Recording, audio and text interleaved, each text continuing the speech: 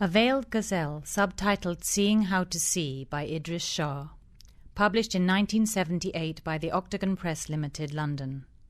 Copyright 1978 by Idries Shah.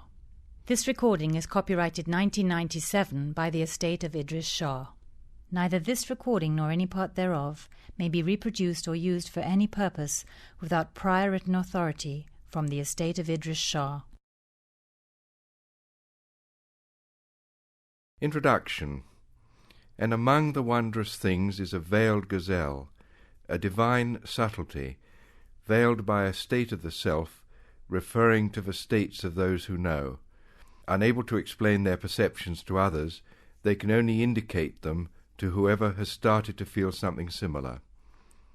Muhyiddin ibn Arabi, the Interpreter of Desires. The veiled gazelles, or shrouded deer, Dabayun Mubaqun, referred to by Ibn Arabi, are the perceptions and experiences indicated by those who have them to those who have some inkling of them. Veiling in Sufi parlance indicates the action of the subjective or commanding self, which partly through indoctrination and partly through base aspirations prevents higher vision. Sufi poetry, literature, tales and activities are the instruments which, when employed with insight and prescription rather than automatically or obsessively, help in the relationship between Sufi and pupil towards the removal of the veils. Idries Shah. Master of the Option. 3 young men, each having heard of the great sanctity and wonders wrought by the Sufi master Kilidi, chanced to meet on their way to his dwelling place. Journeying together, they discussed what they knew of the path and its difficulties. "Sincerity towards your teacher is essential," said the first youth, "and I shall concentrate upon that if I am accepted as a student, to exclude my own baser selfishness." "Sincerity," said the second, "of course means complete obedience, even when provoked to rebel, and I certainly shall abide by that. But obedience also means to avoid hypocrisy, desiring inwardly to disobey, and includes generosity without pride. That I will attempt." Sincerity, avoiding base selfishness, obedience, detachment from hypocrisy, generosity, said the third, these are essentials. But I have heard it said that if the disciple tries to graft these on top of his unaltered self, they merely become mechanical, mimes, even hiding objectionable characteristics which wait to manifest themselves. Surely the real disciple is he who is not just doing the opposite of what he feels is bad, nor carrying on a charade of goodness. They say that he is a seeker of truth, who is master of the option, to do good or to do what has to be done. They all arrived eventually at the Sufi's house, and were allowed to attend some of his lectures and to take part in various spiritually strengthening exercises. One day the Sufi said to them, "Whether we are at home or on the road, we are all always on a journey. But to give this illustrative effect, I shall now give you the chance of observing and taking part in one such expedition in a perceptible shape." After they had been on the road for some time, the first disciple said to the Sufi, "Travel is undoubtedly good, but my mind inclines to service, the Sufi station in which one can obtain understanding through working for others and for the truth." The Sufi answered, "Would you like to establish yourself in a cell at this crossroads and serve the people, until such times as I call you to further studies?" The young man was delighted to have this opportunity of carrying out a task on his own, and the others left him there to attend to the needs of the wayfarer. Some time later the second disciple said to the Sufi, "I yearn to turn back from my self-centeredness, so that my commanding self shall be able to exercise sincerity. I wish I could pause at this village and explain some of the respect which I have for you and for the path to the people here, who plainly have no comprehension of it." "If that is your wish, I shall grant it," said the Sufi. Leaving him there in a state of delight, the Sufi and his remaining disciple moved on. Some days later the two came to a place where people were fighting about which of them should have a certain piece of land and farm it, and who should have another. The young man said to the Sufi, "How strange that they do not see by working together they would all benefit far more. They should pool both their resources and their labour to achieve prosperity. Now, said the Sufi, you can see that you are master of the option here. You can see alternatives that others cannot.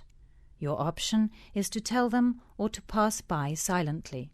I don't want to tell them, said the youth, since they might not listen to me and would probably all turn against me, so nothing would be gained, and I would only be diverted from my goal on the path.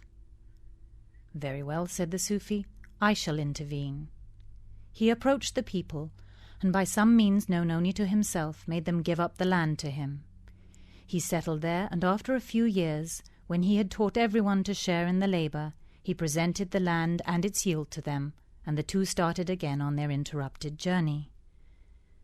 They retraced their steps, and when they arrived at the place where they had left the second disciple, the third student noticed that this man did not recognize them. Their appearance had changed, through years of work on the land, the effect of the sun, and their change of clothes. They even spoke, through long association with the villagers, in a somewhat different manner.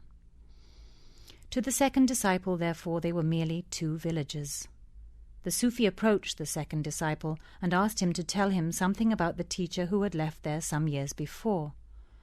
"Don't talk to me about him," said the former disciple, "for he abandoned me here to make his fame known in the land, giving me to understand that he would return and teach me, and I've had no word of him for several years."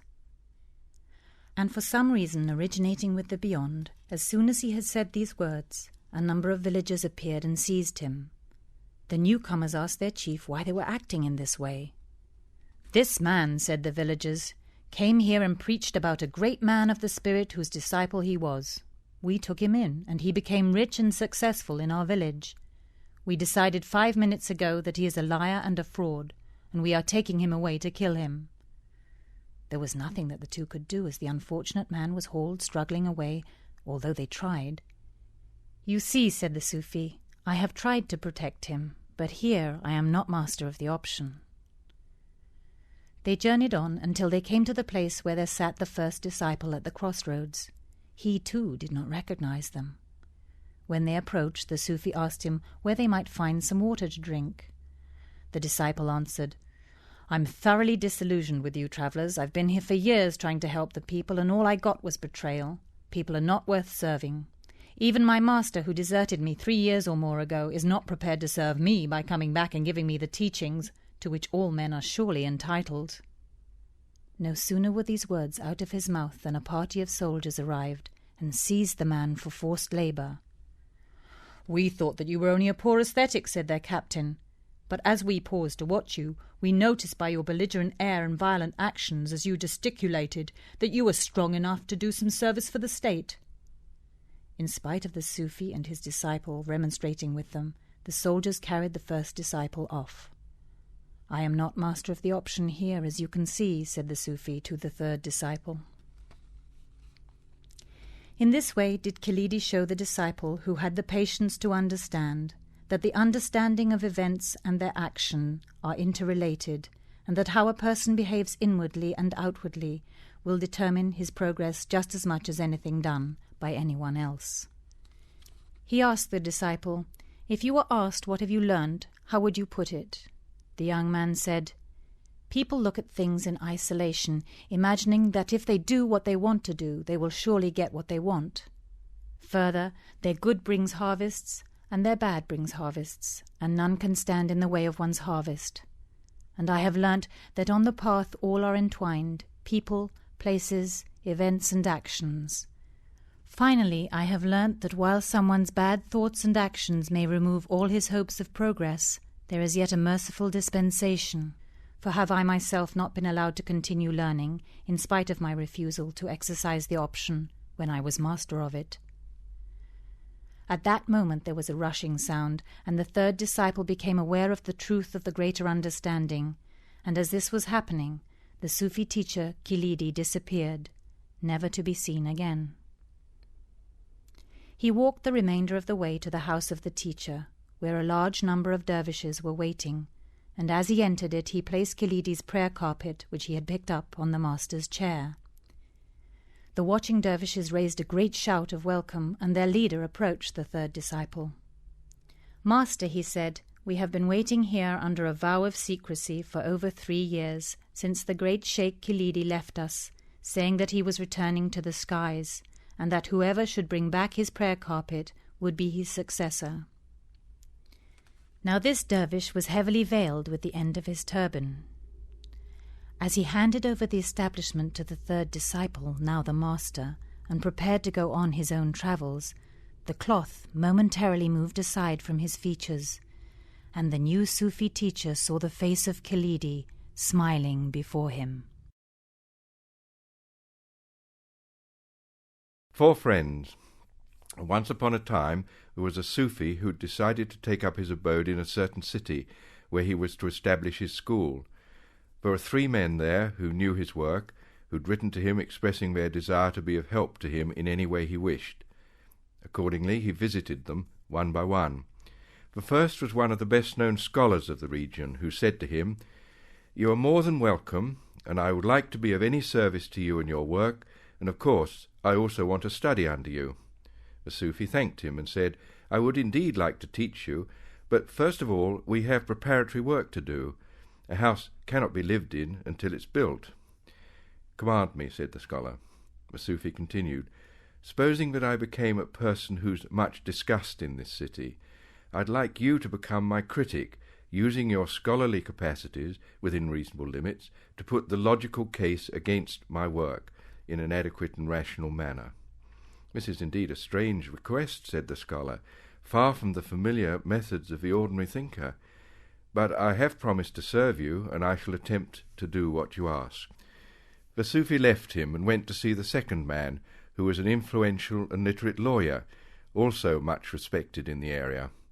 The lawyer also expressed a wish to be of help and to be a disciple, and the Sufi said, "I would much like you to study under me, but first I'll accept your offer to help in whatever way you can.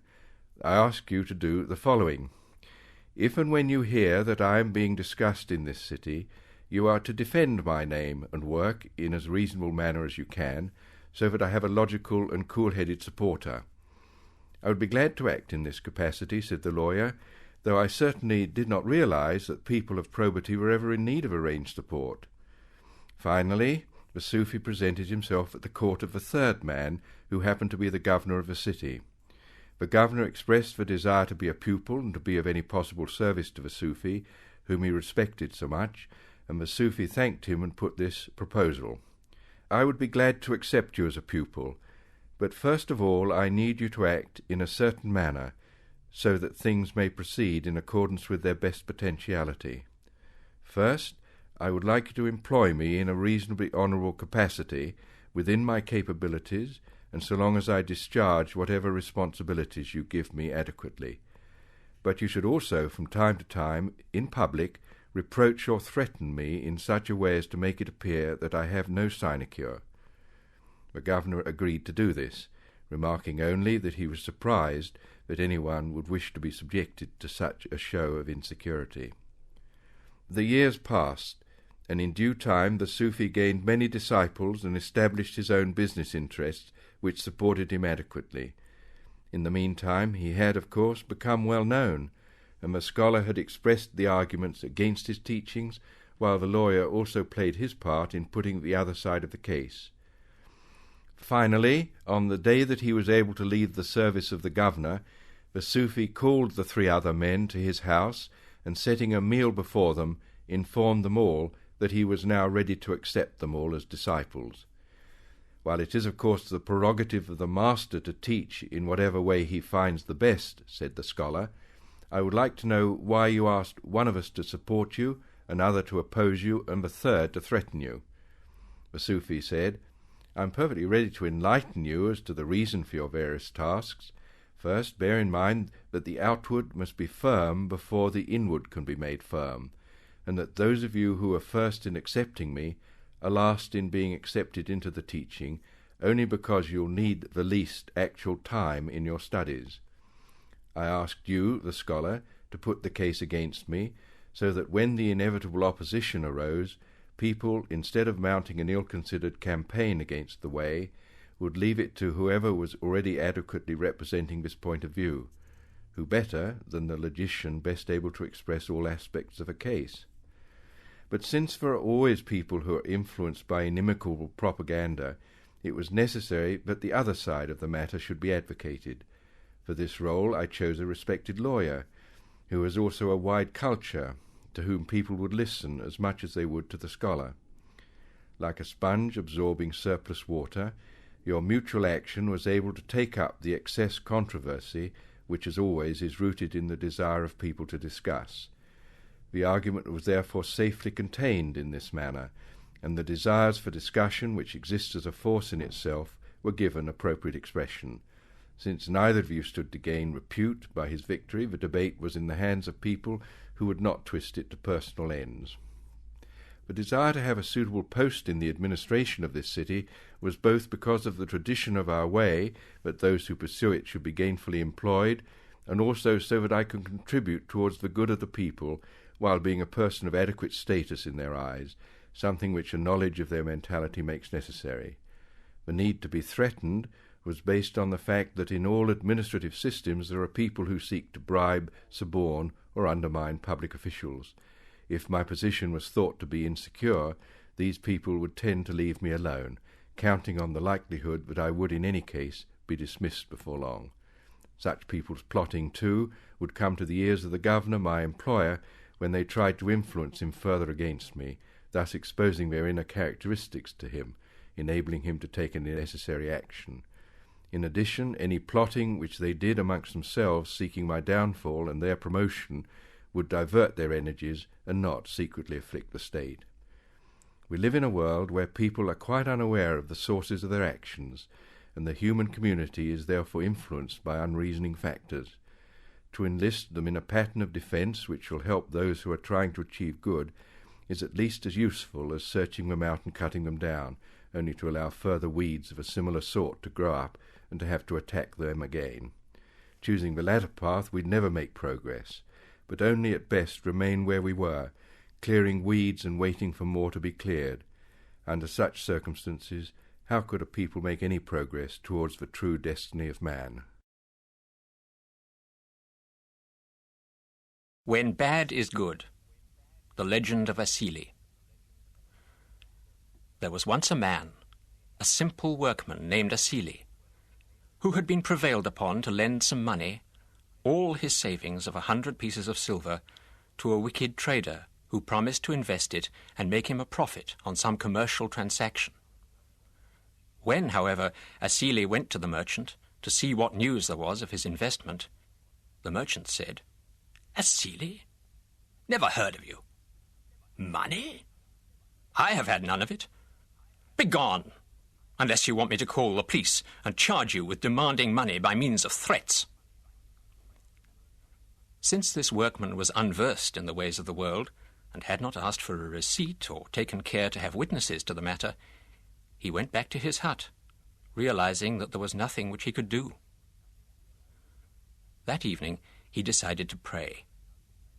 Going out on the roof of his hovel, he raised his hands toward the sky and said, "O God, I pray for justice, so that I may receive back my money which I need at this time, whatever the means which can be employed, for I have no ordinary path open to me." As it happened, a certain villainous-looking dervish who was passing heard this prayer. As soon as Seeley had finished, the dervish approached him and said, "I will help you, for everything needs a vehicle, and perhaps your chance of an answer to your supplication comes through me."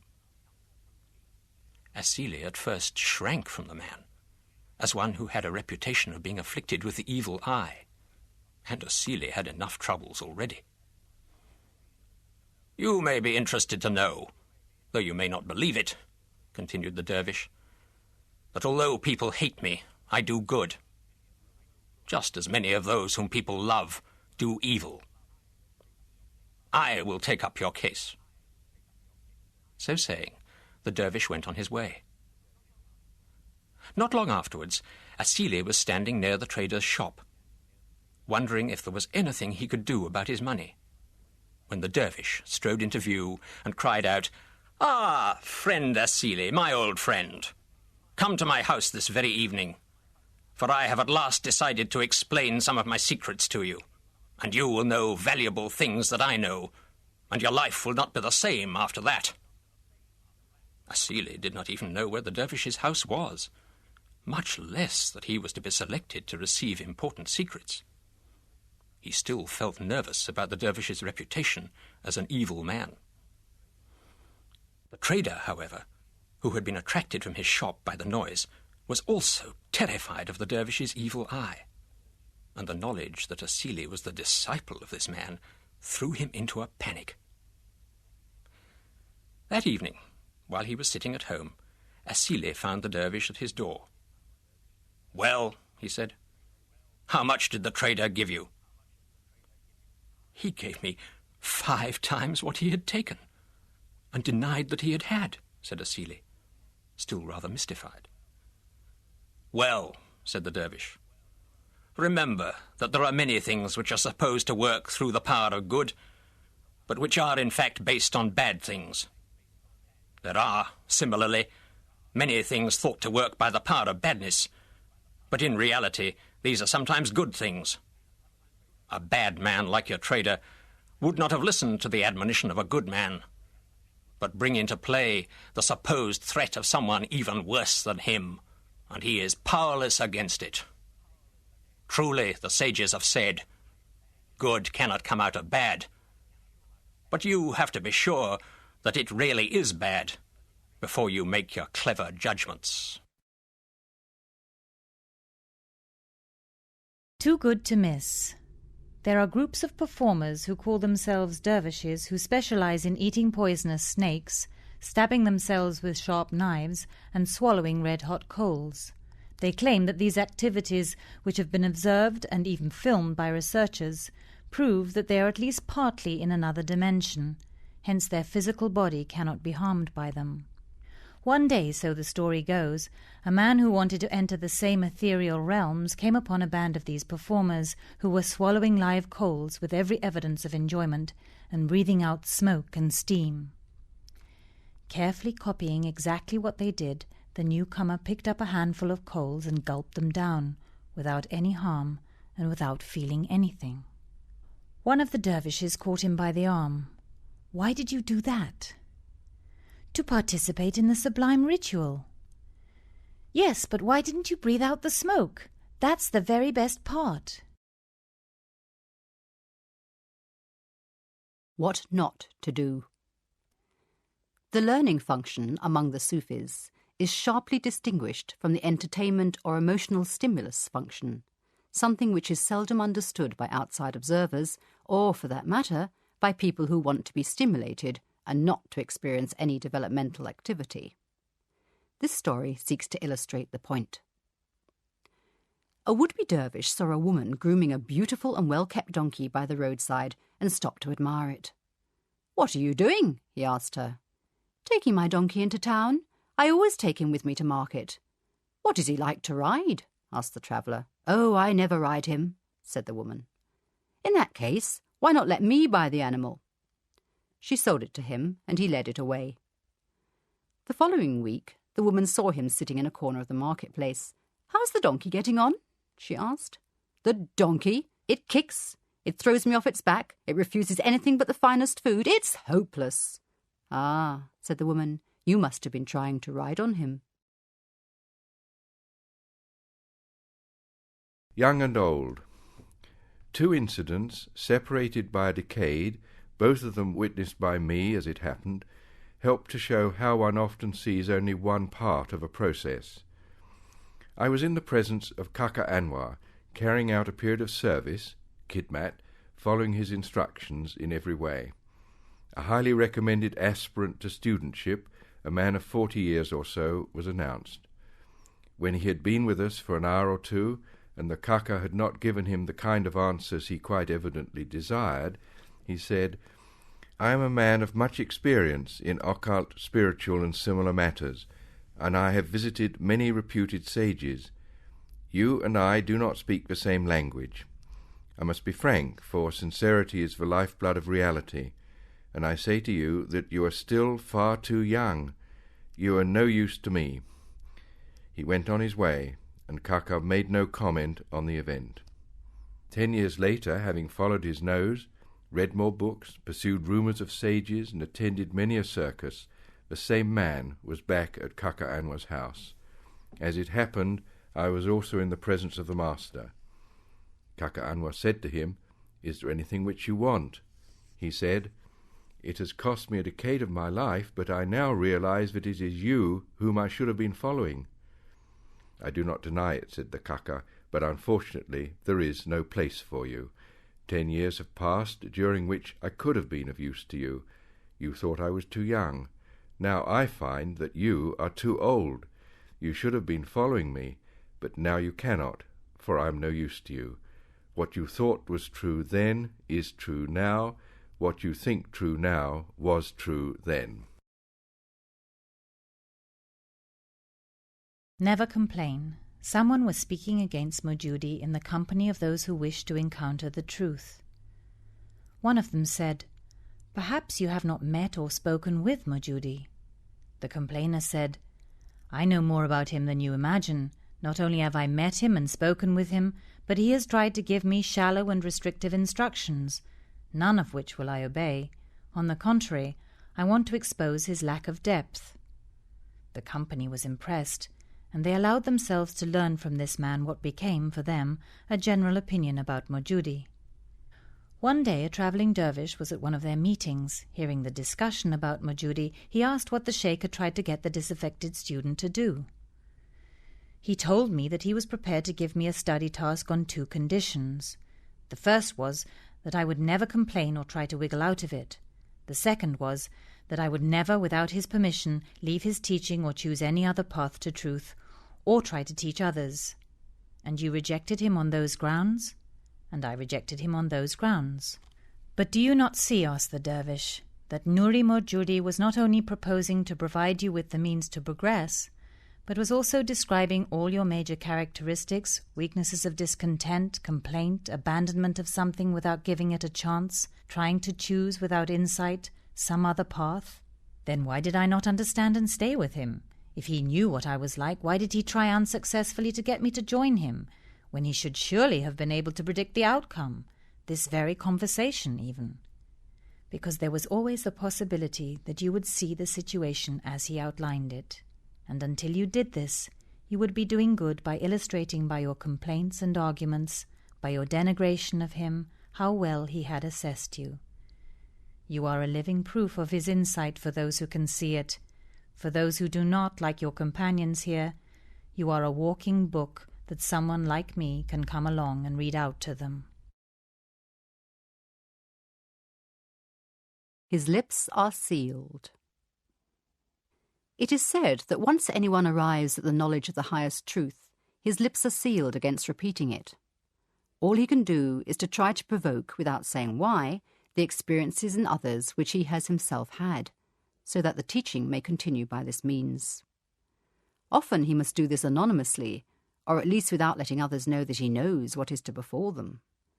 This is encapsulated in this allegory. There was once a learned physician who only had to close his eyes for the remedy for the illness of any patient to be shown to him in a picture.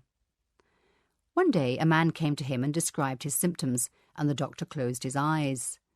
He saw a picture of the patient eating something noxious, and he realized that he could not possibly prescribe such a medicament, so he merely said, "I am sorry to have to say to you that you are incurable. Go on your way."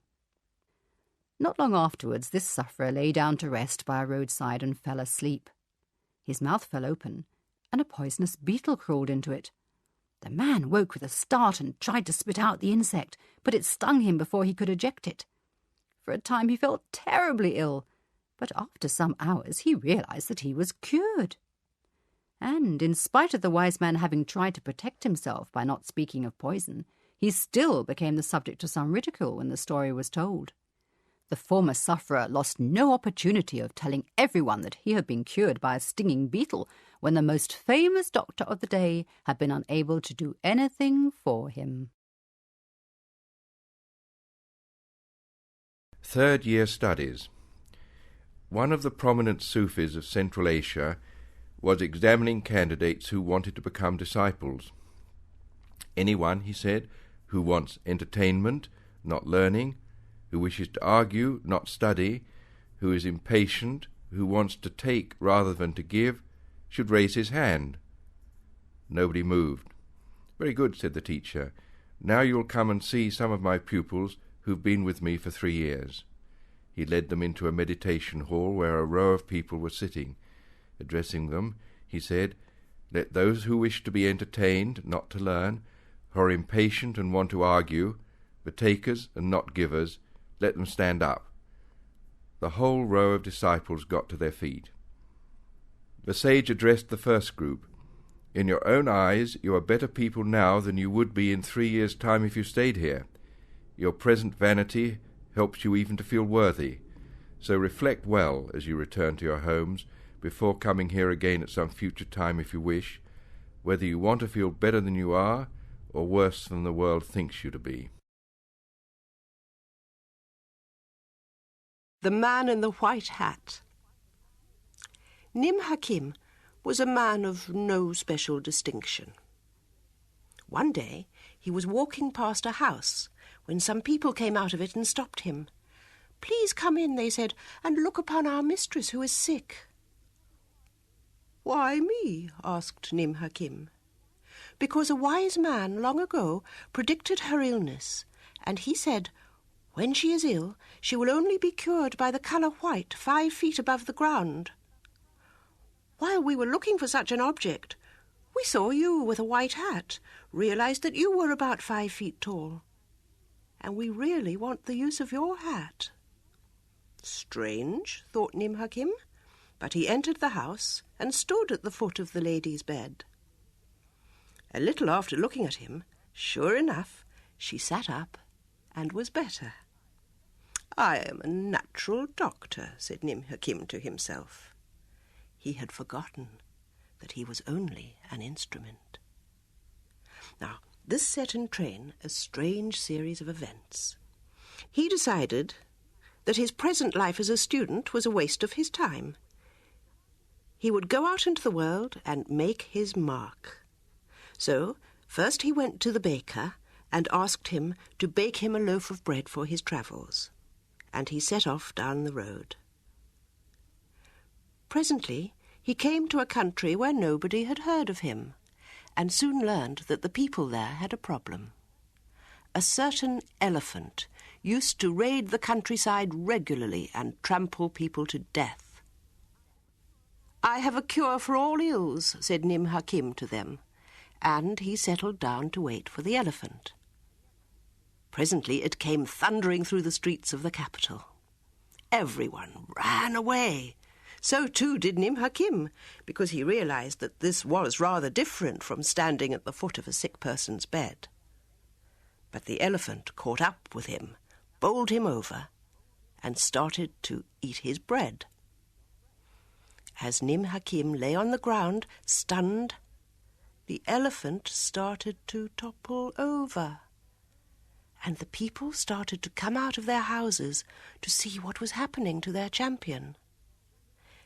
They were just in time to see the elephant keel over and die, and then they carried Nim Hakim in triumph to their king.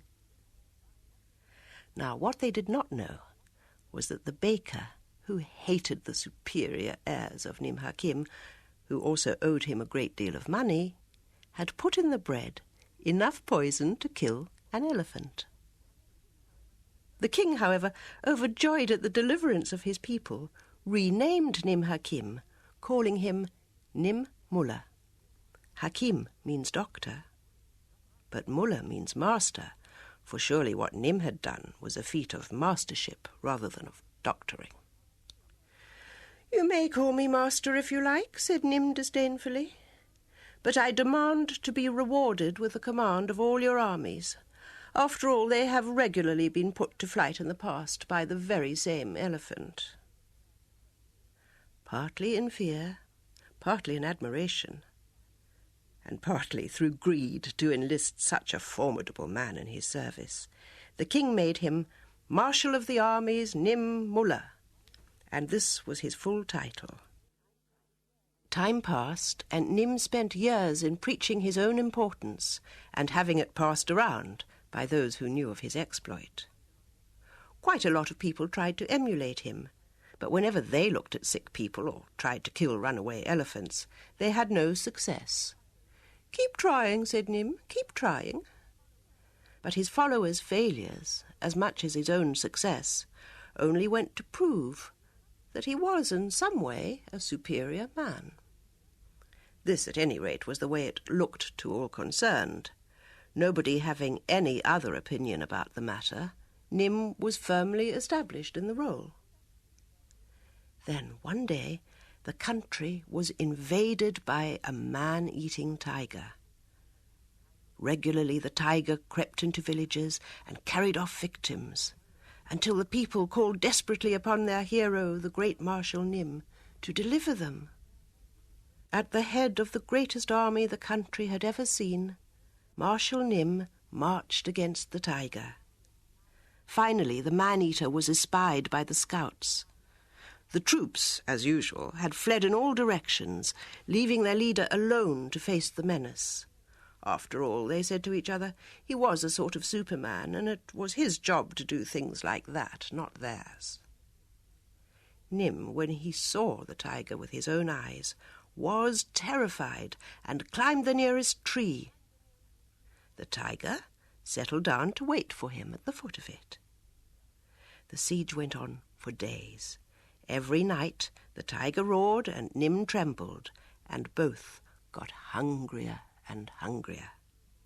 After a week, the tiger roared louder than ever, and Nim, weakened by fatigue and hunger, trembled worse than ever. This movement dislodged Nim's dagger from his belt. It fell just as the tiger was opening his mouth to roar again. The dagger went straight down the tiger's throat, killing him instantly. After some time, Nim realized what had happened. "I am clearly the special instrument of fate, and as such the greatest man alive," he said to himself. Climbing down from the branches, he returned to the king with the tiger's ears, and was immediately proclaimed the greatest champion of the realm. Not long afterwards, the greatest champion of the realm received news that the army of a neighbouring country was invading his adopted land. In spite of the miracles which had protected him in the past, this time Nim was frightened. Packing all the gold and silver plate he could find that very night, he mounted a fast horse and rode away, trying to put as many miles as possible between himself and the enemy before dawn. But his horse stumbled in the dark when they were still quite near the enemy's camp. The precious plates fell with a clang upon some rocks. The enemy soldiers, thinking that they had been attacked, rushed to arms and started to fight hand to hand with one another, and so fierce was the battle that they were all killed. Nim was cowering behind some rocks, still too paralyzed to move, when scouts from the king's army found him and carried him back in triumph to the throne room and the king. After that, there were no more crises during the remainder of his life, and he lived to a ripe old age. This is why you hear so much of the great Nim who wrought miracles and was never defeated. Every nation, did they but know it, has its Nim under one name or another in the distant and romantic past. Subjective. Because of imagination and the lack of experience in understanding what inner developments signify, people experimenting with different states of consciousness more often than not give garbled accounts of their inward life. One day, a number of disciples were sitting around talking about their experiences. One of them said, "As I was doing my exercises, I felt as if I had been illuminated by a shaft of light which split my brain into two equal and glowing halves." He was interrupted by another who said, "That reminds me of the time when my brain was split into 90,000 pieces and the greatest mystics in the world came to find out how I had done it." There was a shocked silence. Then one of the other pupils said, Perhaps you might care to show your humility by asking forgiveness of our friend for such levity. Well, said the other, if our friend cares to do something about the glow of his brain, I shall try to reduce the number of spiritual masters who paid homage to me. Final. A very unsuitable would-be disciple made his way with the greatest possible effort up the winding track to the cave of a hermit, who was reputed to have great mystical powers. When he got there, he said, "I wish only to serve you, and to gain the high illumination which you enjoy, and which you must surely desire to share with the humble people of the world." The hermit simply shouted, "Get out of my sight this instant!"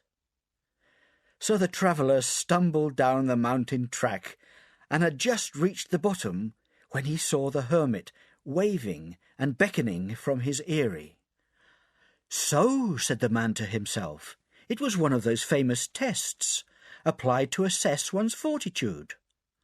Although he was almost exhausted, he climbed up all the way to where the hermit sat, and panting threw himself on the ground in front of him.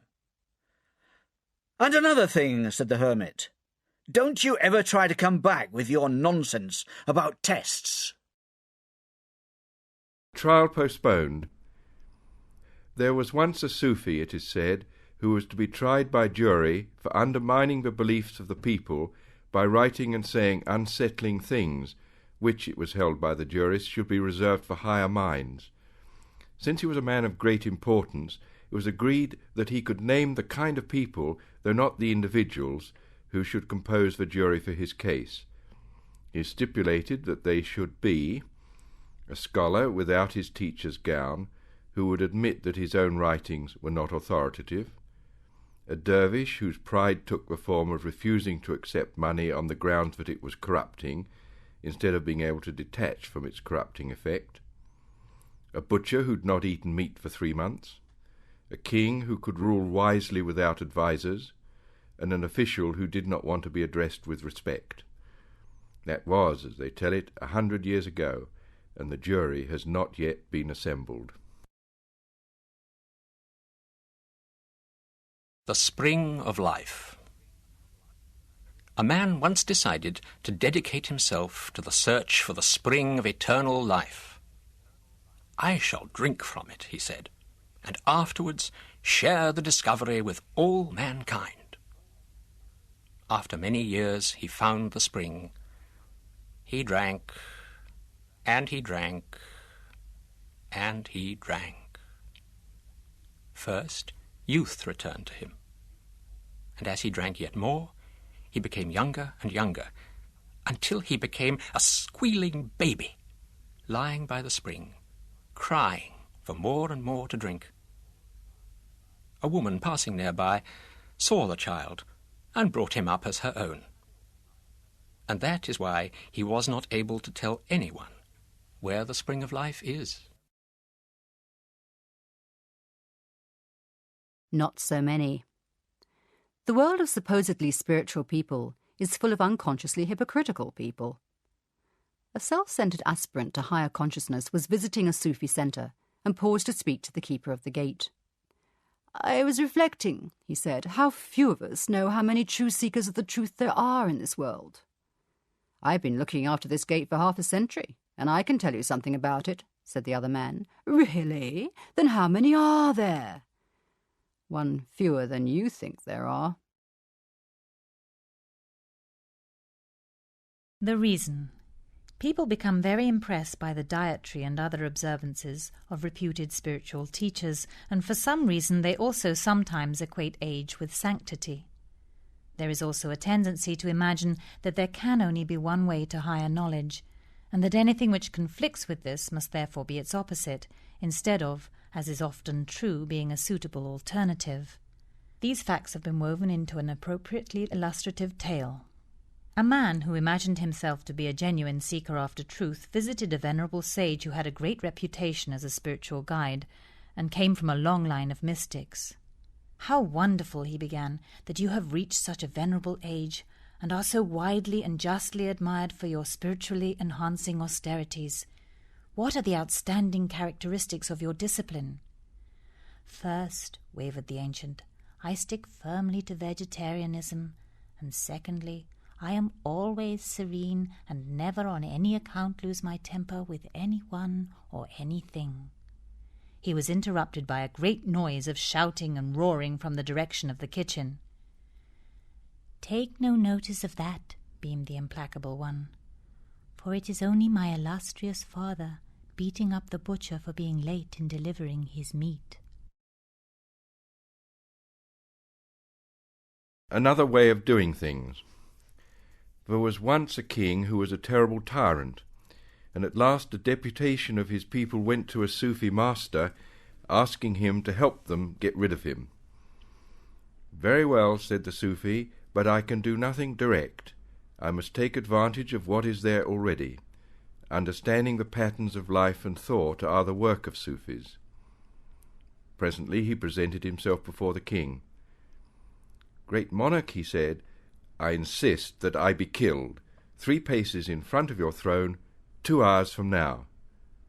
The people who were present said to one another, What a great man is our Sufi! Undoubtedly he seeks to become a martyr, so that when the king kills him the people will rise in fury and dethrone the monster. But the king, for whom things were not so obvious, was nevertheless highly suspicious. Take the man to the dungeons, put him on the rack until he admits why he really wants to be killed, he commanded.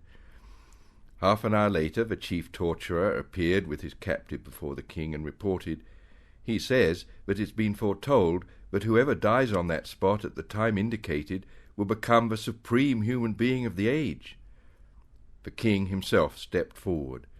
Slay me here immediately, he commanded, and nobody, of course, dared to disobey his order.